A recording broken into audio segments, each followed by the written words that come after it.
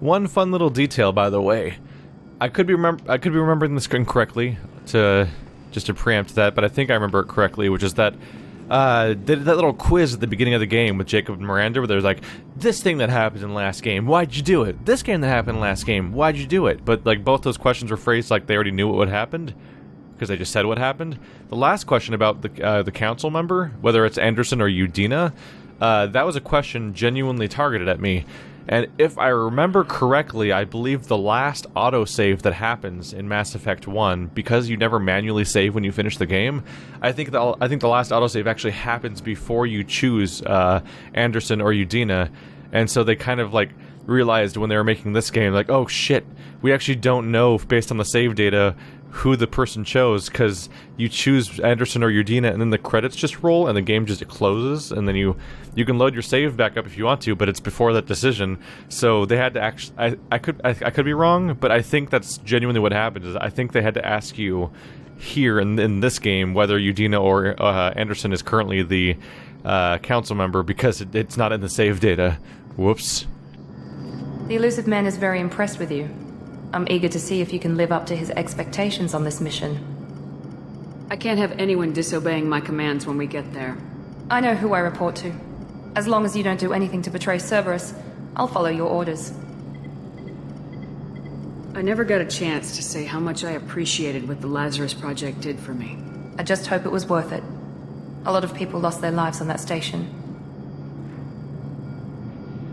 For someone who spent 2 years putting me back together, you don't seem real fond of me. I have the utmost respect for your abilities, Shepard. It's your motivations that concern me. I believe in what Cerberus stands for. Only time will tell if you prove to be an asset or a liability to our cause. What can you tell me about this colony we're going to? Freedom's Progress? It's a typical human settlement in the Terminus systems. They had a small military force for protection supplemented by mechs and security drones. Average in almost every way, really. Completely unremarkable. Until the disappearance. Any thoughts on what we might run into there? A lot of empty buildings and one giant mystery. Tell me a little about yourself. Worried about my qualifications? I can crush a mech with my biotics or shoot its head off at 100 yards. Take your pick. Did you and Jacob serve together in the Alliance? No. The Illusive Man recognized my potential and recruited me at a young age. How old were you? Old enough to know this is what I wanted. I was trying to get to know you as a human being. I'm not looking for a friend, Shepard. Stay focused on the mission. I'd like to know more about the Lazarus Project from the person in charge. I wasn't in charge. The Illusive Man was. If I was running the show, would have done a few things differently. What would you have changed? To start, I would have implanted you with some type of control chip. But the Illusive Man wouldn't allow it. He was afraid it might affect your personality, alter your character somehow. He wouldn't let us do anything that might limit your potential in any way. Can't say I like the idea of being brought back to life with a control chip in my brain. The Illusive Man is taking an incredible risk with you. I just hope his gamble pays off. It's obvious you're not interested in talking. We've got an assignment. We can talk about it or we can do it. That's interesting. So that actually reveals a bit more security for our character, which is the idea that apparently our behavior and personality have apparently not been altered in any way, although they may have been altered in some way by the fact that we experienced a traumatic act. A lot of people actually use this as an excuse to go renegade after being Paragon for the first game. They often go renegade for the second game because they see it as their excuse to cut loose, basically, because they tried to do everything by the book all game, the first game, and the council ignored them at every turn, and nothing was paying off, and they were constantly being betrayed or used or just straight up treated like a child, basically, despite being sent on this great mission. So then having the big thank you at the end of the first game being basically that apparently you die and you're gone for 2 years and everyone gave up on you, just to top things off on top of that, yeah, that pushes a few characters over the edge role-playing wise towards renegade, because fuck it at some point. I'm glad the Illusive Man convinced you to join us, Commander. I just agreed to work with him. I still don't trust him. Do you trust me, Commander? I haven't made up my mind about you yet. At least you're giving me a chance. Most Alliance soldiers hate Cerberus on principle. Do you know anything about this colony we're going to? It's called Freedom's Progress. Don't know much else. I guess we'll find out when we get there. You said you served in the Alliance. 5 years in total. Stationed all over the galaxy. Even spent a couple of years as a Corsair. I've never heard of the Corsairs. It was an Alliance initiative. They hired independent starship captains and used them for missions that fell outside official Alliance jurisdiction. Technically, we weren't part of the Alliance. If we ever got caught, they could disavow any knowledge of us. We were supposed to be free from restrictions and rules, but there was still enough red tape to sink a cruiser. I finally just gave up. Why did you join Cerberus? I guess I just got tired of never making a difference. So much of what we did in the Alliance seemed pointless. I thought things would change after the attack on the Citadel. Humanity was finally invited to join the Council, but nothing changed. Politics, bureaucracy, same bullshit, different leaders. Cerberus is different. When colonies go missing, we don't commission a team to write a report to figure out what the hell to do about it. We just go and find out. That's all for now. Yes, ma'am. So Jacob seems like the right kind of person to some extent, in that, at the very least, he doesn't seem to have joined Cerberus for any of the shitty reasons that we encountered in the first game. So what they're doing here, they're basically challenging our idea of what Cerberus even is, because in the first game, our only exposure to them was that they sure as hell seem to be doing a bunch of illegal research and war crime type stuff, or like just horrible genetic things and slavery, and they're going after people and terrorism and so on and so forth. But this guy sees him as somebody that Jacob sees them as somebody who solves problems without having to go by the book, basically. Basically, Jacob's doing the exact same thing that Garrus did at the beginning of Mass Effect 1. His dialogue almost matches him perfectly, actually. Oh god, that's a lot of codex entries. Let's check, though. Did they change it this time around? Nope. They still automatically get wiped out when you highlight them. The nice details is they're voice acted. So if you want to hear them spoken to you, they're actually in there, which is a nice detail. But they still have the annoying quirk where they automatically get marked as red the moment you highlight them, which makes it very difficult to navigate the codex without constantly losing track of which ones you've seen before or not. And here's the end mission screen, because everything's treated as a mission in this game. We beat the mission, so it tells us the overall number of levels we gained and experience gained and so on. Tries to do a summary. I don't think we need that right now. Shepard is back. Long service bonuses. You receive the following bonuses for having beaten Mass Effect 2. Oh, interesting. Huh. 25% bonus experience on all missions. 200,000 credits, whole bunch of Element 0, Iridium, Palladium, Platinum. Interesting. I did not remember that was a thing that happens because of having played the game before. Well, I guess that may reduce how much farming I have to do when we get to the part of the game that deals with resources. We get a heavy weapon, the grenade launcher. 7,500 credits, and that's it. On a regular basis, things are treated as missions, the same way you're used to, more from like a first-person shooter campaign structure. So while you still have hub worlds, and you still have a ship, and you still have people to talk to, and so on and so forth, once you start a mission, it's like playing a mission from Halo or something, and at the end it tells you how you did. The Illusive Man put us under your command. Do you have any orders?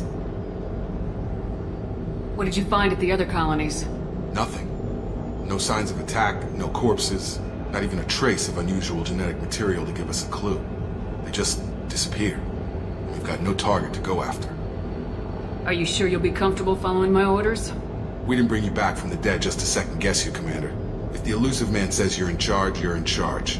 What makes you think this investigation will turn up anything new?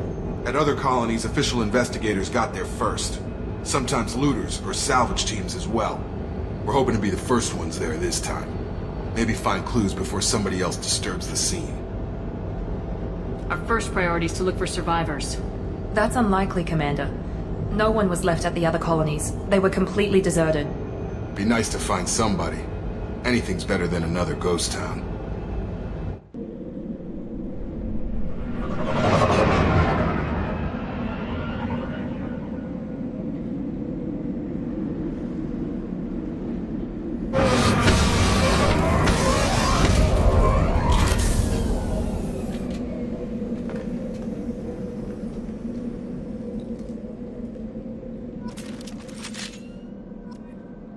And we're right back into another mission.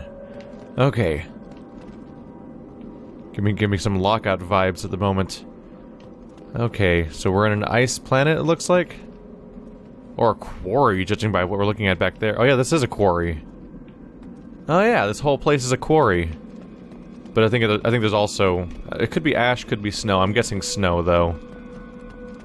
Interesting. Yeah, I never even questioned that last time I played this game.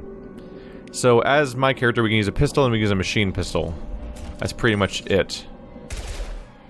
Those are more or less our options. I do like the punchiness of this thing and its accuracy, so I might stick with this for a bit. No shotguns this playthrough. Just got up and left right in the middle of dinner.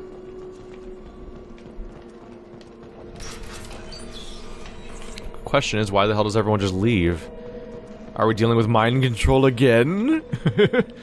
Every single mission in Mass Effect 1 practically had some tie to mind control. No structural damage, and no signs of battle.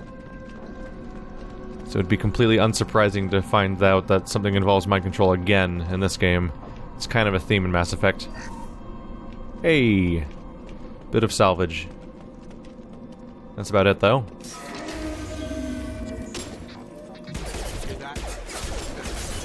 What is with all the enemy robots all the time? I totally forgot.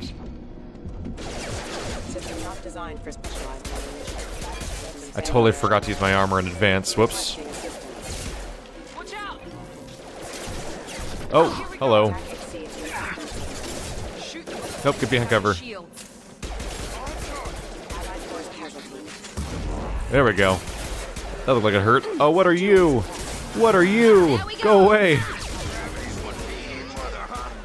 What are you? Robo-dogs? Oh. My favorite thing about... Oh, is he dead? I think so. One of my favorite things about fighting in Mass Effect games is how satisfying all of the physics-based attacks are. Just launching people around.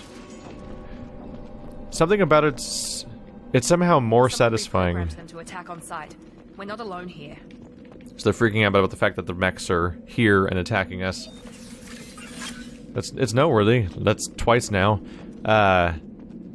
So like in Half-Life they had the gravity gun, which was always noteworthy, but like the enemy's ragdoll. So it's like the enemies feel too weightless once you use the gravity gun on them. Something about this game where they start like swooping through the air makes it more satisfying. Get what I can. Alright. These two. That one and that one. Yep. The faster you go, the more credits you get. Which seems to... I think the lore there is supposed to be that... oops. I think the explanation of that's supposed to be that as you're hacking the safe, I think they're supposed... oh, I totally screwed that up. I think it's supposed to be siphoning off the resources. Like, as it detects that you're hacking into it, and I think it starts getting rid of the resources before you can get them. So the faster you hack, the more of the resources you end up getting. Don't know if that makes any actual logical sense at all, but I think that's the explanation in-game. Stop right there! Praza, you said you'd let me handle this. Wait, Shepard? I'm not taking any chances with Cerberus operatives. Put those weapons down! Shepard? Is that... You're alive? Remember when I gave you that Geth data, Tali? Did it help you complete your pilgrimage? Yes, it did. Praza, weapons down. This is definitely Commander Shepard. Why is your old commander working for Cerberus? I don't know. Maybe we should ask. Cerberus rebuilt me, but I'm not taking their orders. We can discuss the specifics once I know why you're here. One of our people was here on pilgrimage. His name was Veetor. We came to find him. Everyone else is dead. What makes you think Veetor survived? We saw him when we landed. You saw him? Then why isn't he with you already? Veetor was injured, and he was always, nervous. She means that he was unstable. Combine that with damage to his suit CO2 scrubbers and an infection from an open-air exposure, and he's likely delirious. When he saw us landing, he hid in a warehouse on the far side of town. We suspect he also programmed the mechs to attack anything that moved. Veetor's the only one who can tell us what happened here. We should work together to find him. Good idea. You'll need 2 teams to get past the drones anyway. Now we're working with Cerberus? No, Praza, you're working for me. If you can't follow orders, go wait on the ship. Head for the warehouse through the center of the colony. We'll circle around the far side and draw off some of the drones to clear you a path. Make sure to keep in radio contact. Will do. Good luck, Shepard. Whatever happens, it's good to have you back. I'm not about to ask why do you hate Cerberus like some sort of lunatic. I already know why. Really, 9 Paragrade? They kind of over-assign points during the dialogue, or at least they over-announce the points you're getting to an extent. Like, that guy, 9 Paragon points and 2 Renegade points. It's like, really? That incredibly innocuous conversation I just had that distribution? We found Tali already. That was fast. So, let's see, Jacob has pole. We know what that is, more or less, already. Incendiary ammo. That's useful. That means that he let's see. It blocks health regeneration, damages armor. There we go. So, incendiary ammo is anti-armor. So if that's generally, what is armor? I want to say mechs, like the bigger mechs have an armor health bar. So you can burn through their armor faster with incendiary ammo, and then you can get to their health bar, which is where the actual damage happens. Cerberus Operative. Jacob's paramilitary training increases his combat effectiveness through his health and weapon damage. Starts off with 10% bonus health and 6% weapon damage, and continues to add actually completely linearly from there on out, interestingly. Then barrier is down here, but you don't get it until your squad member becomes loyal, which he's not. That's where the loyalty missions you may have heard me mention before come in, and that's going to be a big deal for these characters. So let's go ahead and assign... Well, he starts off with Incendiary. Might as well give him a basic 10% bonus to health and stuff. And... let's apply to both pull and Incendiary ammo. There we go. Alright. Miranda has Overload. Massive energy blasts overpowers shields and synthetic enemies. Warp. Rip apart enemies. It's effective against armor and biotic barriers. Stops health regeneration. Cerberus Officer. Hones Miranda's combat skills, weapon damage, and health. Entire squad receives a combat bonus. So she gets health and weapon damage, but the entire party gets health and weapon damage also, which is kind of noteworthy. I might just pour points into that, honestly, because that means I get a 7.5% health and weapon damage bonus, which, that don't hurt. Alright, so now we know Tali is looking for Veetor, and so we're looking at an Eden Prime situation where, once again, there's colonies going off the map. We happen to be at a location while it's happening, or while it just happened, perhaps. And once again, we have a witness that we can find that'll tell us what the hell's going on. So this game's actually starting a lot like Eden Prime. I mean, starting a lot like Mass Effect 1 did, which may be intentional because the very, very beginning was so weird with Commander Shepard's death and everything that they may have gone for this to make it feel more familiar. Shepard, there's a squad of security drones up ahead. Thanks for the warning. We'll take care of them. That was a weird sight. How many... You know what I'm realizing? Level designers just like weird-looking geology. Be it... Oh. Be it artificial or completely, or completely natural. Here we go. So I can't help but notice that, like, I've been calling out more and more how much columnar jointing is used in video games and level design, but I'm also noticing quarries are constantly in video games and level design. And I think that's because they both involve simple geometric shapes. Like, look at this. It's just a bunch of blocks, really, but it's really, like, it's a striking visual, and it happens in real life because it's just a quarry.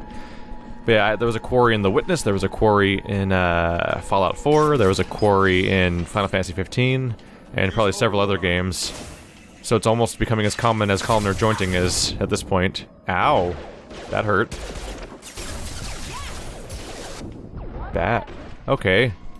Bad touch. I know what to do about you. How's that feel? That is true, though. I should be using Overload. Let's map that to right on the D-pad. And are you using Incendiary ammo right now? It's already using this. Okay. So right now, only he's using Incendiary ammo. I believe when you max it out, you can get the ability to have the ammo type applied to your entire party, which could be useful. There's an overload. There we go. Let's go to my machine gun pistol because the other doesn't have any ammo left. Froza and his squad rushed on ahead. I told them to wait, but they wouldn't listen. They want to find Veetor and take him away before you get here. We should have expected this. Come on. We can still catch them. It's a reasonable response. There's no reason to trust Cerberus. Maybe they should work towards a better reputation for once. Down we go. This looks like the place we're just at. Oh, where's Bad? Oh crap! There they are. I found them. I'm applying my armor. Positioning. Get over here. That was useless. I tried. There we go. They're moving around a lot. One left. There goes the shields. There we go. Perfect. So these guys actually just don't have a health bar. We're inside the loading docks. Veetor reprogrammed the heavy mech. It's tearing Froza's squad apart. They did want to get to Veetor first. Get your squad into cover and I'll open the loading bay doors. Oh shit. We'll That's what take he's cover talking by the about. doors. Shepard, you take point. Alright, move you to separate waypoints. I can move you there, Going to cover. and you there. Sure thing. Take point, Shepard. We'll cover the door.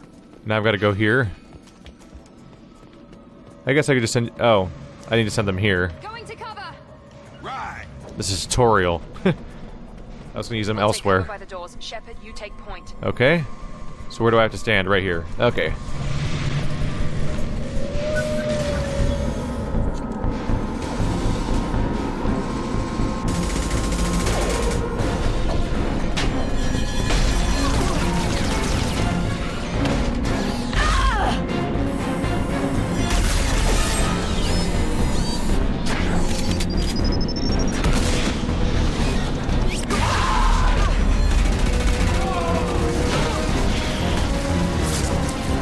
That mech's got heavy armor plating. Those Quarians never stood a chance. This is going to be one tough son of a bitch to take down. Well, I got a little distracted by what was happening, but I could have mentioned that, yeah, hey, we encountered our first ever, oh, she already went down, wow. Oh shit, that's why. Not playing nice. But we finally saw our first Quarians besides Tali. Specifically our first male Quarian, too. Our friends... Oh, they're both down now. Alright, that's probably the best time to use Unity if I can. Alright. Party members are not holding themselves together. So that was noteworthy. That just cost me 2 AP. Let's use Reeve to burn through his armor. Come on! Oh crap. Finish him. Just finish him, guys. Come on. Attacking heavy mech. There you go. Oh! Ow. Yeah, we saw our first Quarians besides Tali, and then we saw our first Quarians die. Because I think every single one of them's now dead except for Tali. Or at least, we saw a number of them die equal to... Oh, no, there's a few of them here. There's just way more of them here than I thought. This is your chance to go find Veetor while I tend to the wounded, Shepard. He's probably somewhere in the back of the loading bay. So that was noteworthy that the Metagel, I used 2 of them to heal my 2 party members, so you don't get to do a package deal there. Refined Iridium, 2000. This should come in handy. And research data received, that means we can work on better weapons. The fact that I'm collecting stuff like Iridium and things like that will make more sense later, but for now, just know that I want it if I find it. Okay, those are crappy setups. There we go.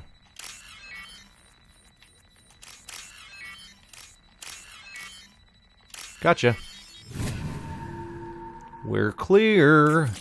Alright, more money for me. Even though I don't have any context for what I'm going to spend it on yet. I can't remember for sure, but I think money makes more sense in this game than it did in the last one, where the economy breaks halfway through the game and they just give up. Monsters coming back. Mechs will protect. Safe from swarms. Have to hide. No monsters. No swarms. No. Veetor? No Veetor. Not here. Swarms can't find. Monsters coming. Have to hide. Nobody's gonna hurt you anymore. I don't think he can hear you, Commander.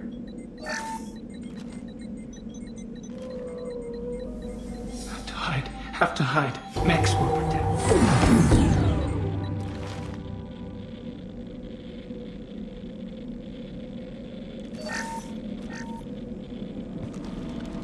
You're human. Where did you hide? How come they didn't find you? Who didn't find us? The monsters. The swarms. They took everyone. So what you saw there was a new addition to Mass Effect, which is that there are now QuickTime events. But they're not the normal type of QuickTime events where you, like, press A to not die while jumping over a hole in Tomb Raider Legend or something like that.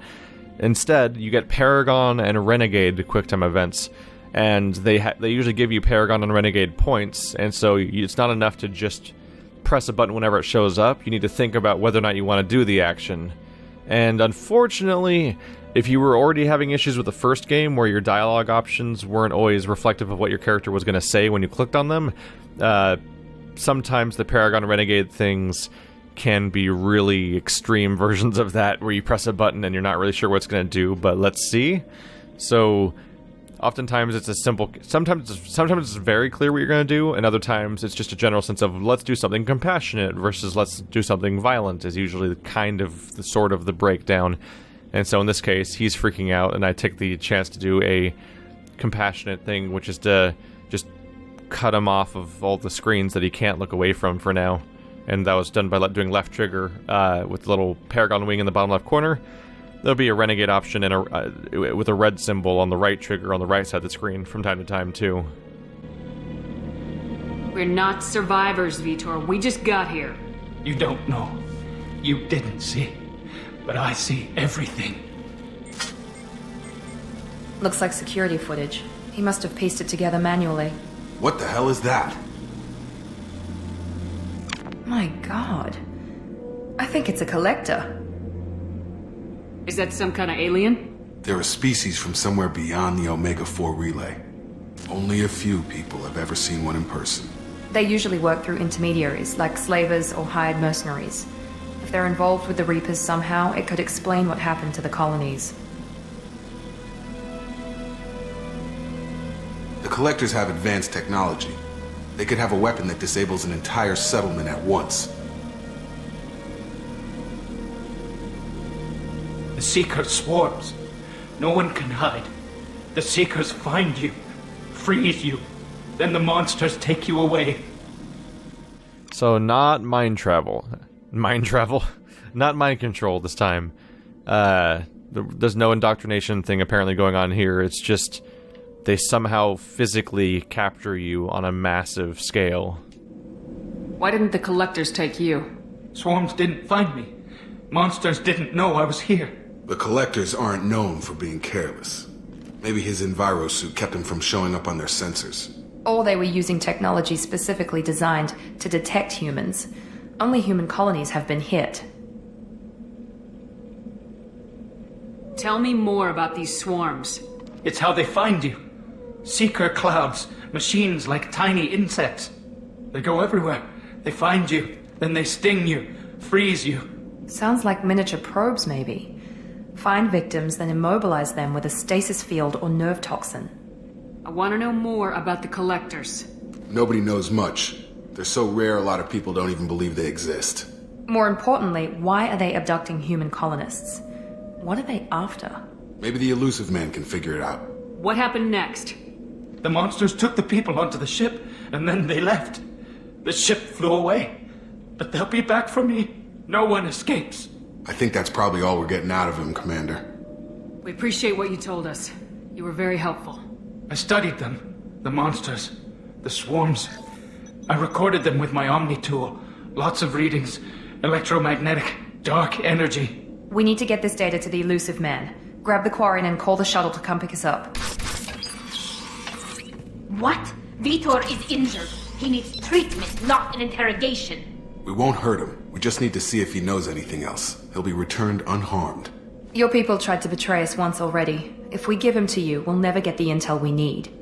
Praza was an idiot, and he and his men paid for it. You're welcome to take Veetor's Omnitool data, but please, just let me take him. You don't have to take Veetor and go. We could work together, just like old times. I want to, but I can't. I've got a mission of my own. It's too important for me to abandon, even for you. When it's over, and I'm still alive, we'll see what happens. That sounds dangerous. What are you doing? I don't think Cerberus needs to hear about it. But it's in Geth space.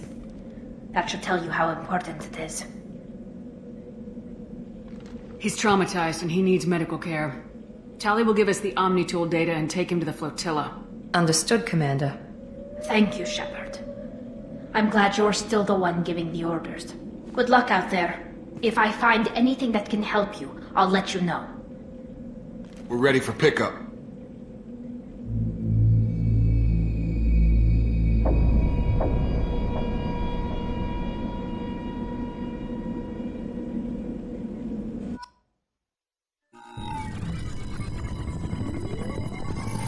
Shepard, good work on Freedom's progress. The Quarians forwarded their findings from Veetor's debriefing. No new data, but it's a surprising olive branch given our history. You and I have different methods, but I can't argue with your results. You ever think about playing nice once in a while? Diplomacy is great when it works, but difficult when everyone already perceives you as a threat. But more importantly, you confirm the Collectors are behind the abductions. Why do I get the feeling you knew about them already? I had my suspicions, but I needed proof. The Collectors are enigmatic at best. They periodically travel to the terminus systems, looking to gather seemingly unimportant items or specimens, usually in exchange for their technology. When their transactions are complete, they disappear as quickly as they arrived, back beyond the unmapped Omega-4 relay. Until now, we've had no evidence of direct aggression by the Collectors. Why is the Omega-4 relay unmapped? What do we know about it? Only that no ship passing through it has ever returned. Our best guess is that the relay reacts differently to Collector vessels, allowing them safe passage. If they can manipulate relays, that's just further evidence of the connection with the Reapers. Any ideas on why they've shifted their focus to humans? If they're agents for the Reapers, it could be any number of reasons. Obviously, humanity played a huge role in Sovereign's destruction. That might have been enough to draw their attention. What really concerns me is why they bother abducting the colonists. Once the humans are paralyzed, why not just kill them? What are the Collectors getting from these deals? The Collectors aren't very forthcoming about their motives. Generally, they seek out species with rare genetic mutations or abnormalities. They pay slavers and work groups exorbitant sums to obtain these specimens, and then they leave. But they've never targeted a single species before, and the previous sample sizes were in the dozens, not the tens of thousands. You're holding something back. How do you know the Reapers are involved? The patterns are there, buried in the data. The Council and the Alliance want to believe the Reaper threat died with Sovereign. You and I know better. I won't wait until the Reapers are on the march. We need to take the fight to them. If this is a war, I'll need an army, or a really good team. I've already compiled a list of soldiers, scientists, and mercenaries. You'll get dossiers on the best of them. Finding them and convincing them to work with you could be challenging, but you're a natural leader. I'll continue to track the Collectors. When they make their next appearance, I'll notify you and your team. Be ready. Keep your list. I want people I trust. The ones who helped me stop Saren and the Geth. That was 2 years ago, Commander. Most of them have moved on, or their allegiances have changed. Where's Ashley Williams? She's still with the Alliance. Promoted, I believe. Her file is surprisingly well classified. Where's Erdnot Rex? He returned to Chichanka, and he hasn't gone off-world in over a year. He's trying to unite the Krogan clans. What about Tali? She already helped us on Freedom's progress. That was unexpected. I need more intel before I'll commit to that. Where's Garrus Vicarian? The Turian disappeared a few months after you were declared dead. Even we haven't been able to locate him. Where's Liara Tisoni? She's on Ilium. My sources say that she's working for the Shadow Broker. If so, she can't be trusted. How's that for a bombshell? Liara's working for the Shadow Broker. That's a change of pace. Rex is exactly where we expect him to be, which is on Tuchanka. Because after everything that happened, we kept talking to him, and he clearly had like the mind of somebody that cares about the future of the Krogan race, which is unusual, and wanted to do something about it, but had no idea how to proceed. And the events of Vermeer would have pushed him over the edge if he survives, which he did. So of course he's going back to Tuchanka, and of course he's probably trying to figure out what the fuck to do with his own race, and who knows what the solution there is. And Garrus, scattered to the wind, makes sense. He quit CSEC, but that's his interest probably hasn't changed. He probably still has similar overall goals, but isn't a part of any organization, and lost his team when I died. Liara's the most bizarre outcome, but what is she going to do after she no longer has as much reason to study the Protheans as she used to do? You gotta wonder what's going on in her head if she's somebody who studied the Protheans for an incredibly long time, then went to an actual Prothean world and find out what killed the Protheans in the most explicit terms possible, and now is faced with a galactic threat. It actually kind of makes sense why she might be working with the Shadow Broker then. The information's important. Okay, I get it. They're not available. You're a leader, Shepard. You'll get who you need. I'm still a Spectre. Maybe I can get the Council to help us out. If you think you could convince them, by all means. Just remember, you've been gone a long time. Things have changed. You worry about the Collectors. I'll make sure my team's ready. Good. 2 things before you go. First, head to Omega and find Morden Solus. He's a brilliant Solarian scientist. Our intelligence suggests he may know how to counteract the Collector's paralyzing Seeker swarms. Sounds good. And what else? I found a pilot I think you might like. I hear he's one of the best. Someone you can trust.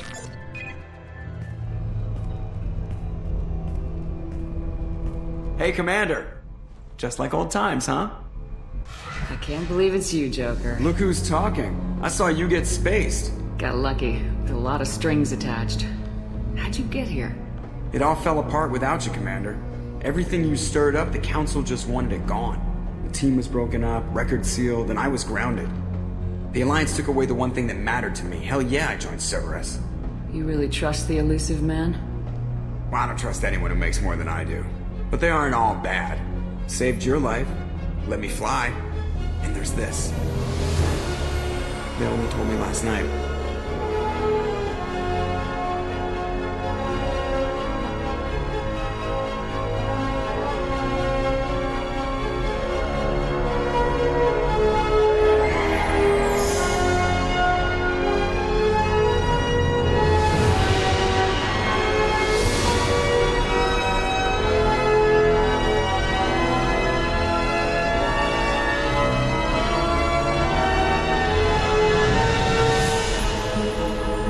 Good to be home, huh, Commander?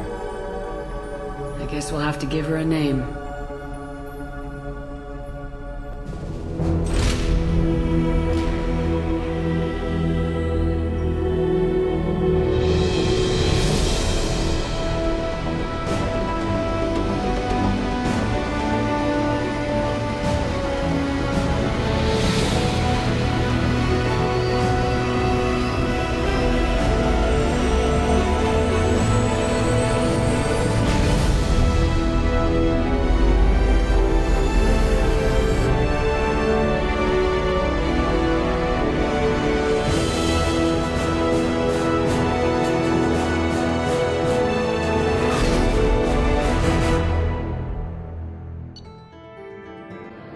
The Normandy got a sequel.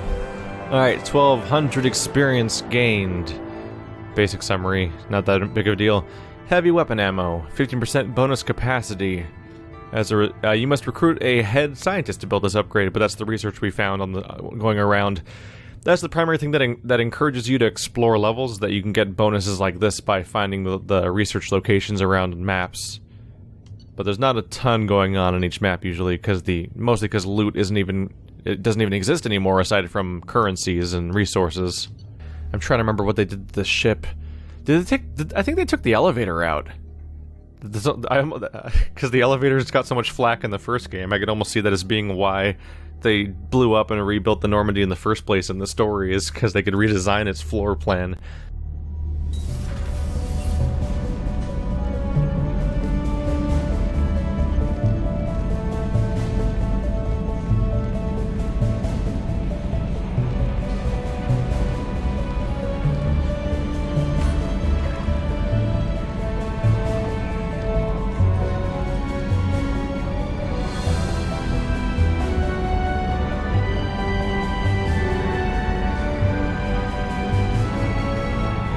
Welcome aboard the new Normandy, Commander.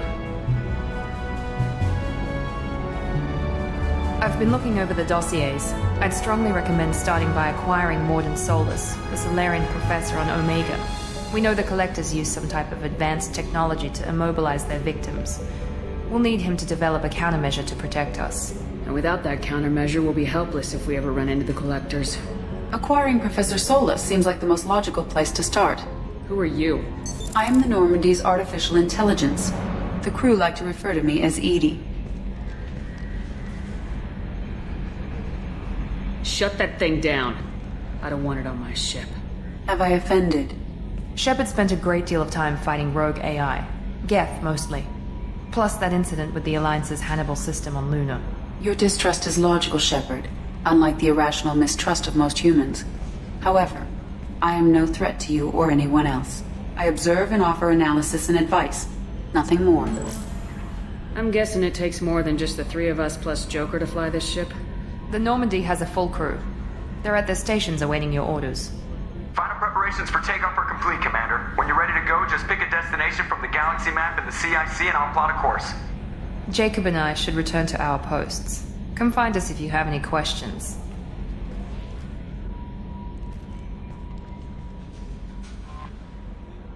Poor Jacob doesn't even get dialogue. So this is the new Normandy. It's clearly an upgrade on some level, but I miss all the blue. The old one was so blue. I don't know. Technically, these games are longer. I think 2 and 3 are both longer than 1. So I've technically probably spent more time on later versions of Normandy. I don't remember if they redesigned it for 3 or not. Somehow, the Normandy of the first game is burned into my brain forever, though. I'll have to reacquaint myself a little bit with this place. But there's a bunch of stations here, and we're getting a GTA-style extended introduction of where each one is. It's actually almost weird how much this feels like a GTA segment right now. Because that's how they always handle a new location. They freeze frame on something for like 5 seconds straight while a message pops up. Alright, got a few people to meet then. Oh, no, there's still an elevator here. I'm wrong. I think there's more there's more elevator than ever before is actually the case. There's the captain's cabin, the command information center, which where I'm now, crew's quarters, which is where I used to go downstairs to get to, and then engineering. So there's actually, it's the 3 floors we're used to from the previous game, except these 2 used to be attached by ramps instead of an elevator, and then this one's also at the very bottom. This is where the majority of the party was last time. Usefully, the elevator tells you where everyone is, which is nice because there's loading screens involved. So you don't want to make you don't want to go to the wrong place for the wrong character. So it says Jacob is here on the information center, and Miranda's down in the crew quarters. Nobody's engineering, and nobody's in my captain's cabin. They better not be. So it gives you a chance to. It means you're always going to go to the right place if you're trying to meet with certain people. But now we're of course going to have to explore and take a look around because we have people to meet and things to look at. What's this area of the ship? This is the Combat Information Center. Here, the crew receives sensor data and coordinates gunnery and damage control efforts. While Normandy is flown from the bridge, during combat, the commanding officer issues orders from the CIC. By the way, it might have gone by a little fast for you if you didn't notice it, but this game actually really casually drops references to stuff you did in the previous game, and it makes no effort to call attention to it. So it's actually really it just flows naturally into the story. But during the conversation with Edie, Miranda mentioned that I had a conflict with an AI on Luna. They're talking about when I fought the AI on the moon when I unlocked the special like prestige class version of my main character in that game. Like that big AI fight, it was just referenced. That whole side quest that was optional was just referenced in random dialogue just now, and that happens a lot to the point where It's really hard to wrap my head around sometimes just how much work goes into this stuff. Alright, team status. Look at that. Look how many goddamn characters there are in this game. I don't know why some of these are highlightable. Oh, right, never mind. It's because we have dossiers on them. Alright, so there's the overall number of characters in the entire game, which is a lot of characters. 12? Yeah, 12. 12 party members. Considering you can only have 2 of them at a time on a mission, that's a huge number of party members for any game, really. But it means we're gonna spend a lot of time meeting characters, because there's twice as many of them as there were last time, I believe, which means lots of talking to people on the ship from time to time. There was originally 10, but they added 2 of them as DLC. Yeah, that's why there's the 2 on the far sides already have dossiers. So here we have Zaid Masani, Combat, Survival, Tactics, Protection. He's the veteran. Zaid has stopped taking work recently, and he was last seen on Omega. His reputation as the premier bounty hunter in the galaxy has caught up with him, and he is rumored to spend his days drinking and shooting would-be rivals. There is none better in a fight, so we'll find him on Omega, which is noteworthy because he already told me that's where I should be looking for Morden right off the bat. We have 3 blanks over here. The Professor, Morden Solis, biological weapons expert, light weapons training with Solarian Special Task Group. Dr. Morden Solis is a Solarian biological weapons expert whose technology may hold the key to countering Collector attacks. He is currently operating a medical clinic in the slums of Omega. So 2 characters on Omega already. Archangel. We don't have a name for this person. Small unit, tactical expertise, omni-tool expert, and noted sniper. Archangel is a mercenary commander whose operations are noted for their technical expertise and strategic brilliance. He is responsible for high-profile attacks on gang leaders on Omega, and can likely be found there. So we have 3 characters on Omega already, so obviously we have a priority location. Miranda. We don't get a dossier on Miranda. She's already here. I'm sure it's the same thing for Jacob. The Warlord, Dr. Orkir. Millennia of combat and strategic experience, rumored familiarity with Collector technology, a brilliant, brutal Krogan warlord, and Krogan rebellion's veteran. Orkir is obsessed with saving the Krogan from the genophage. It appears he contacted the Collectors to gain the necessary technology, currently at Blue Sun's camp on Corliss. His relationship with the mercenaries is unknown. So now we have a Krogan we can add to the crew. We have a blank over here, followed by the Convict, Jack, no known last name. Exceptional biotic ability. Criminal background, currently in custody. Jack is rumored to be the most powerful human biotic. Little else is known, but the subject has a history of violence and should be approached carefully. Currently, Jack is being held at the Turian prison ship Purgatory. Cerberus has negotiated for the subject's release. So here we go. It almost feels like a response directly to Liara from the first game, who is very tame and bookish and meek and so on. This time, the biotics expert is a violent convict-type character. Yay. Dossier. The Master Thief, Kasumi. Sabotage, infiltration, extraction, property acquisition, stealth, agile combat. Yep, Master Thief fits. This subject has stolen extremely valuable resources from Cerberus in the past. Alarm systems, DNA encoders, guards, and various other deterrents were bypassed. And we don't know how. She's last seen on the Citadel, so now we know we're going to get to visit the Citadel, apparently. So we have 3 characters on Omega, 1 character on a Krogan location, I think. The Convict was... yeah, Purgatory and Citadel. So obviously the most obvious location to start off is Omega, with 3 characters staying there. What do you have for upgrades? I think this is just... I don't think that's a big deal. Do I have messages already? Oh, yes I do. In fact, I have a lot of messages already. Oh no, a bunch of these are, like DLC and stuff like that. Yeah. This is the Blood Dragon armor from Dragon Age. Jacob tells me you've been keeping an eye out for cutting-edge supplies, weapons, armor, amps, and so forth. It so happens that I had something waiting for you when you awoke in Lazarus Research Station. It was lost in the chaos, but found again when Cerberus secured the station. I had it delivered to the Normandy. Look in the armor closest to your headquarters. It'll be hard to miss. So there's a lot of these, so let's go ahead and skip some of these.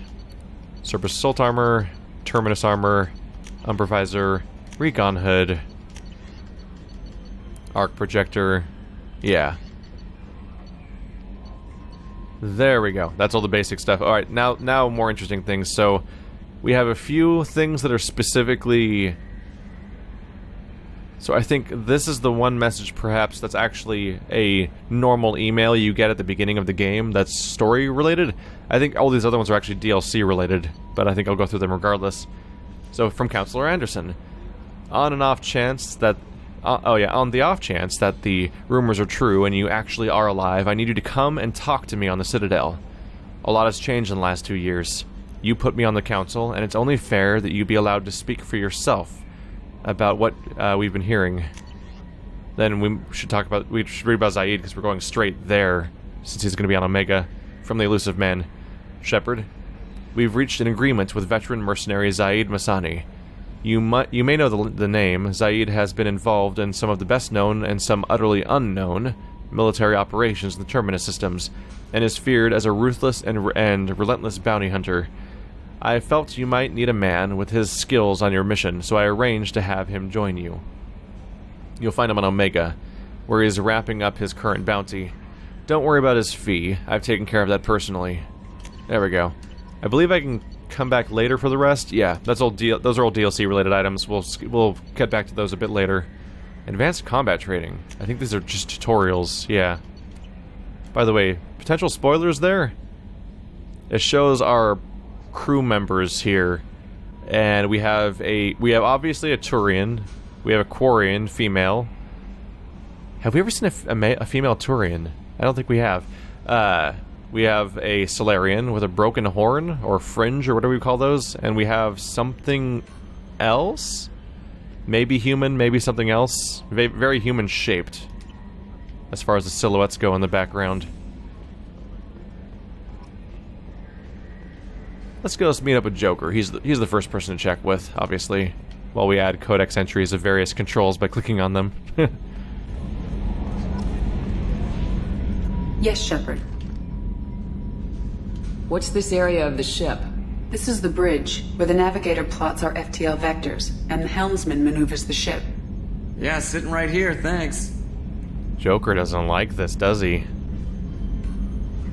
I want to know more about the people I'm working with. Much of that data is classified. Do you have a specific inquiry? What sort of resources does Cerberus have? Money, personnel, facilities? I have a block that prevents me from answering that question. What do you mean? Although I am less controlled than other AI, I am still subject to behavioral blocks and the physical isolation of my hardware. In this case, I am prevented from truthfully answering your question by Cerberus's levels of secret classification. How is Cerberus organized?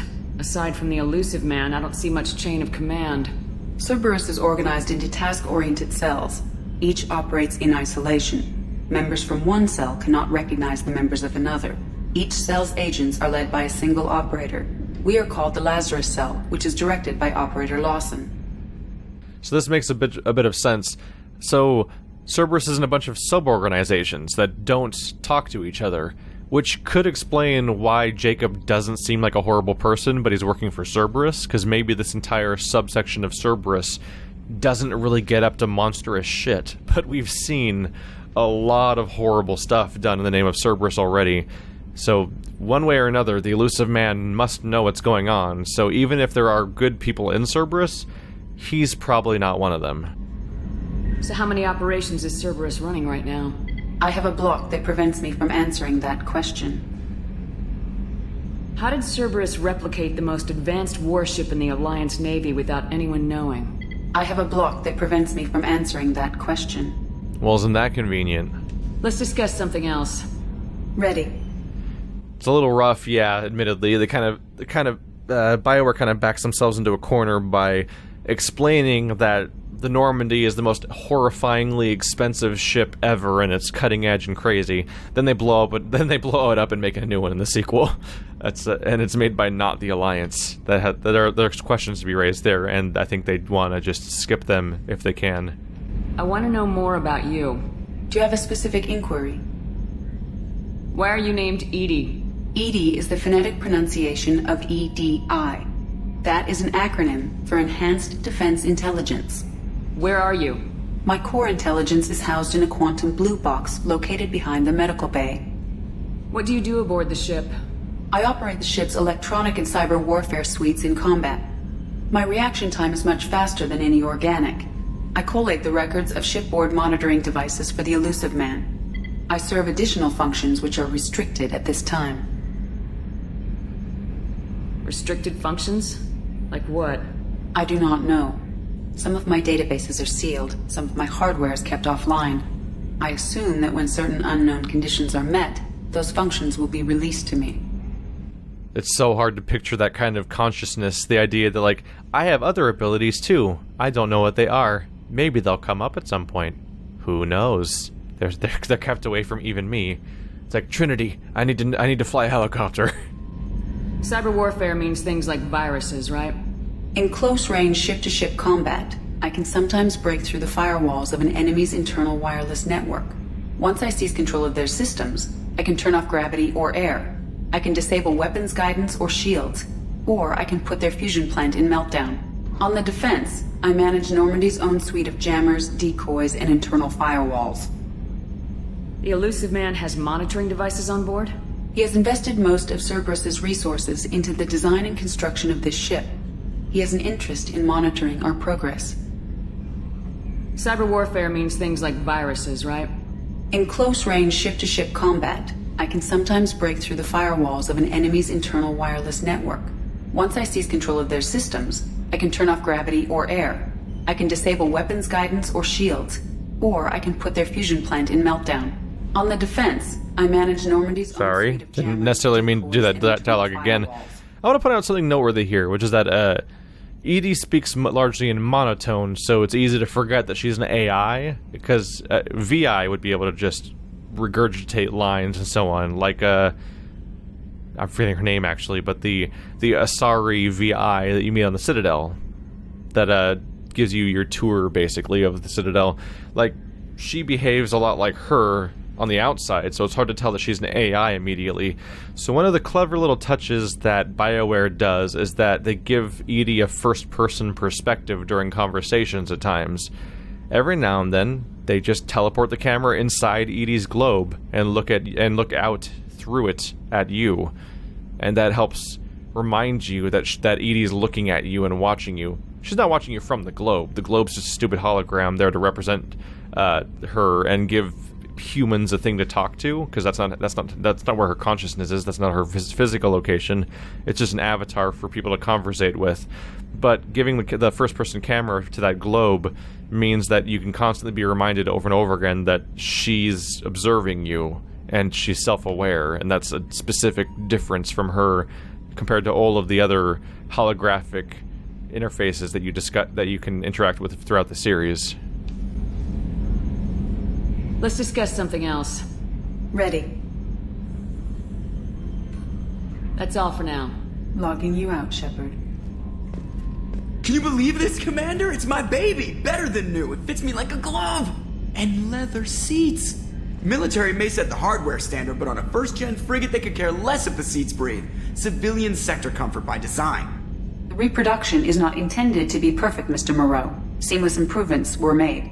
And there's the downside. I liked the Normandy when she was beautiful and quiet. Now she's got this thing I don't want to talk about. It's like ship cancer. I don't trust them. We still need to move ahead, but it's all too convenient. Maybe you're right.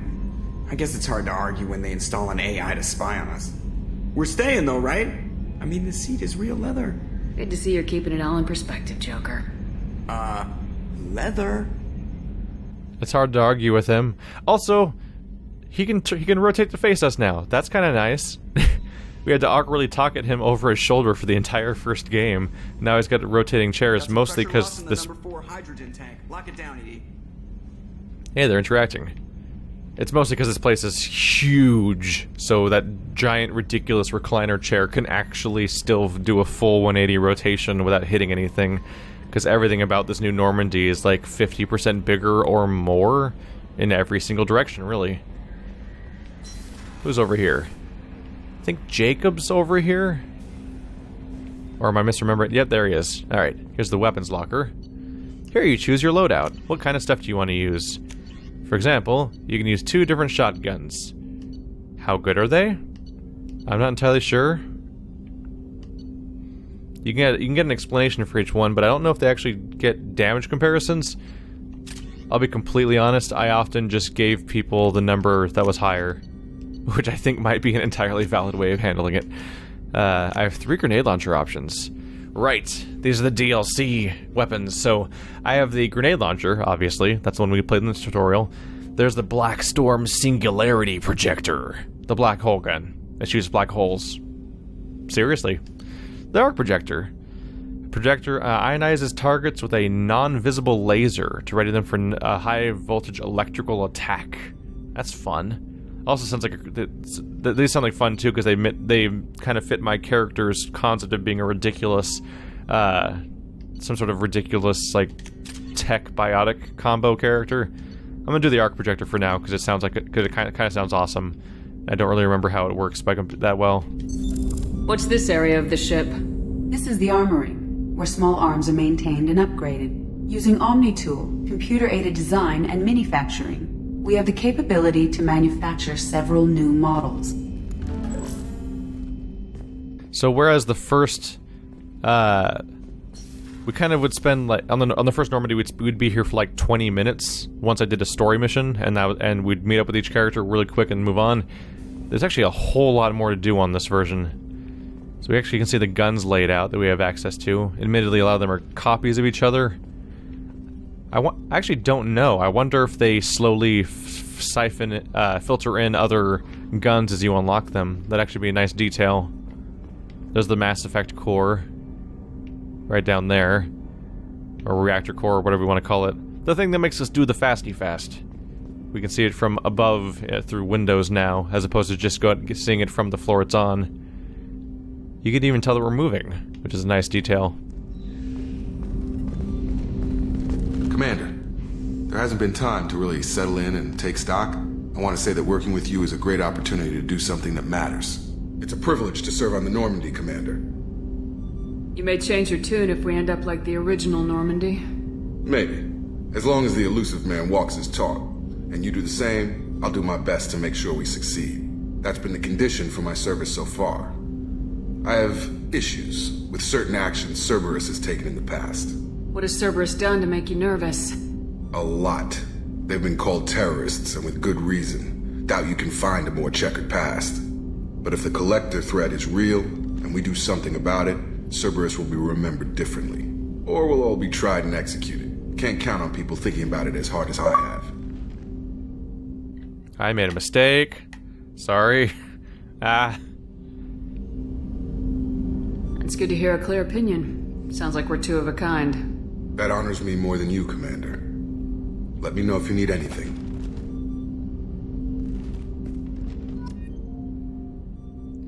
So at least Jacob's not approving of all the shitty parts of Cerberus, so we have a little more color there. So he's... Oh yeah, this is like the briefing room. Like where I used to talk to Edie in here. I mean, sorry, not the council. What's this area of the ship? This is the FTL communications room. In addition to interfacing with the FTL comm network, Normandy is fitted with a quantum entanglement communicator linked to the Illusive Man's office. This allows lag-free communication even when you operate off the comm grid. I've never heard of a quantum entanglement communicator. How does it work? Essentially, 2 subatomic particles are created in an entangled state. One is installed here, and the other in the Illusive Man's office. When one particle occupies a given quantum state, its entangled partner will always enter the opposite state, no matter the distance between them. If we alter the state of our particle, that alters the state of the Illusive Man's. This allows us to send data in the form of quantum bits. Why aren't these used everywhere? Each quantum pair costs nearly as much as a comm relay, and can pass only 1 quantum bit of data at a time. In addition to the cost and bandwidth issues, the system is strictly point-to-point. To contact 100 different worlds, we would need to manufacture and install 100 entangled pairs, 1 link to each world. That's all for now. Logging you out, Shepard. So basically we have access to super communication, but only to the Illusive Man and no one else. because it's horrifyingly expensive to set it up to attach to anything else. A scientist is required to use the technical laboratory. You can't go in there. I'm the captain of my ship, but I'm not allowed to enter that room, apparently. I understand that it wouldn't function without the person running it, but it's slightly odd I'm not allowed to go inside. Commander, you've received a new message at your private terminal. So that's more or less her job. She stands here by the galactic map, and as I approach the map, she's like, hey, you have a message. Every time you have any unread messages. Although in this case, I already checked them. I'm Yeoman Kelly Chambers. I've been assigned as your administrative assistant. I'll manage your messages and help you monitor the crew. And I must say, it's such an honor to work under you, Commander Shepard. I'm glad to have you on the team, Ms. Chambers. Please, call me Kelly. Okay, Kelly. Anything else? Is there anything I should know? Nothing right now. Anything else, Commander? Do you have a moment to talk? I always have time for you, Commander. What are your responsibilities? I'll keep you notified of any messages or appointments you might have. If any of the crew has important business to discuss, I'll make sure you know. Isn't that the type of task better suited for a VI? Yes, but being your yeoman is just my official role. Unofficially, I observe the crew. Everyone knows how risky our mission is. Many of us may not be coming back. That's a lot of pressure. I have a degree in psychology. I'm good at sensing when people are overly taxed. You make sure the crew's mental health is sound. Yes. I look for warning signs. I listen. It's not a full-time job, and it's most effective when done informally. We're lucky to have someone with your skills, Kelly. Thank you, Shepard. What else would you like to know? This organization has a dark reputation. Do you have any concerns working for them? Not at all. Our methods can be harsh, but Cerberus has noble objectives. We look out for human interests. Advance human technology, save human lives. They're good goals. It sounds like Cerberus wants to dominate all aliens and put humankind on top. Cerberus looks out for humanity, but that doesn't mean we hate aliens. My sister started a dog shelter, but she loved cats too. I love humanity. I also love Asari, Quarian, Turian, Solarian, Hanar. That isn't in conflict with Cerberus ideals. How do you feel about being assigned to the Normandy? I was handpicked by the Illusive Man to help fight the greatest threat known to humanity.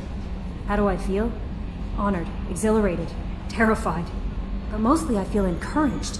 Under your leadership, we can't fail. Don't worry. We'll defeat the Collectors. I trust you implicitly.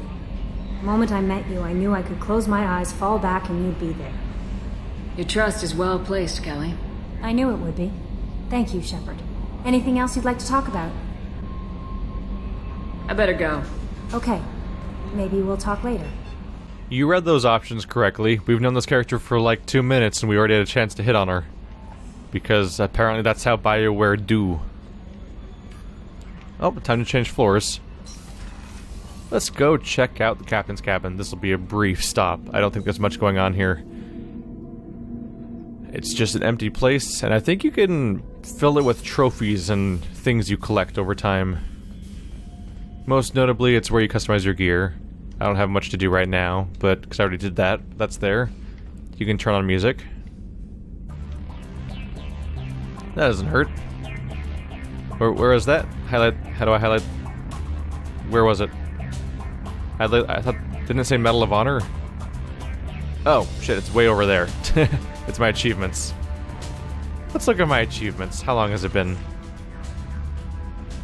Wow, save your crew from an overwhelming attack. You know what, let's not look at any of these, actually. If I go through some of those achievements, it might actually start going towards, like, major spoilers eventually.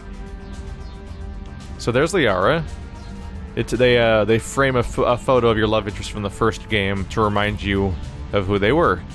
And we'll see what goes on there. This is the exact same terminal that was downstairs. Is there anything new added to it? Team status, upgrades? No. It's all the same options we already had access to. We'll leave that be for now. And we have a big ol' empty fish tank.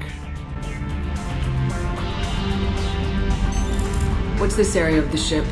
This is the commanding officer's quarters. It's larger than the quarters of other warships I've served on. This is a Cerberus vessel, not an Alliance warship. Accommodations have been made for personal taste. That said, this space is directly under the exterior pressure hull. The fitting yard workers called it the loft. A lot of people have traumatic memories about that there fish tank. About the one time they forgot. If you're thinking of the plant that you water in Life is Strange, you're not far off.